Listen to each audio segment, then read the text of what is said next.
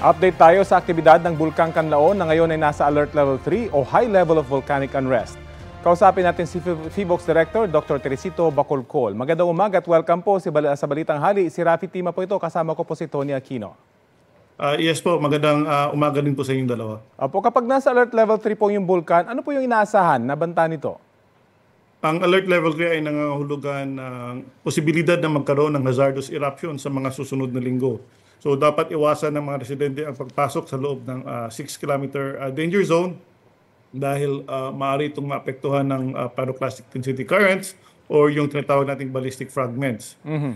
Mahalaga rin yung patuloy na pag-monitor ng balita mula sa LGUs at sa PHIVOLCS. Sa ngayon po ba may mga indikasyon na mula sa bulkan na pwedeng mangyari ito? Anumang oras? For now, sa lukuyan, ang sulfur dioxide po natin 669 tons per day lamang, and for the past 24 hours, 20 volcanic earthquakes lamang. But medyo mababa ito if we compare this from the previous measurements that we got. But we are not discounting the possibility na pwede pong mangyari yung mag-escalate po yung current situation natin. Pero so bumababa yung mga parameters, pero gaano ba ka-explosive ito pong bulkang ito? Katulad ng nangyari kahapon lang, and hindi pa yan magmatic eruption. So kapag magkaroon ng magmatic eruption, we would expect na magkaroon pa ng more explosive than what we witnessed yesterday. Director Bacolcol, si Tony Aquino po ito.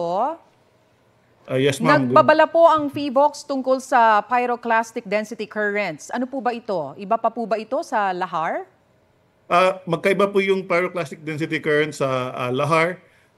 Yung pyroclastic density current ay isang mabilis na daloy ng mainit na volcanic gases, abo, at pira-pirasong bato na bumababa sa dalisdis ng bulkan, at mabilis po yung takbo po dito, daan-daang kilometro kada oras.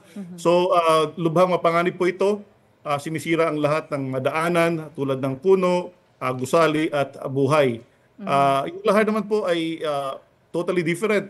Ito yung mga volcanic materials that are already on the slopes of the volcano, and kapag umulan, remobilized po sila and bumabagsak po sila pababa. Kamusta naman po ang monitoring ninyo sa Mayon at saka Taal Volcano? Ang nanatili pa rin sa Alert Level 1 ang Taal Volcano. Kahapon nakapagtala tayo ng 9 na volcanic earthquakes and 1,706 tons per day of sulfur dioxide. Ang Mayon Volcano naman ay again same as Taal, nasa Alert Level 1, and walang volcanic earthquake po tayong na itala sa Mayon Volcano for the past 4 days. Again, we are not discounting the possibility na pwede pong magkaroon ng phreatic eruption ang Mayon Volcano, although wala tayong na-record na volcanic earthquakes. Maraming salamat po sa inyong oras, PHIVOLCS Director Dr. Teresito Bacolcol. Maraming salamat din po.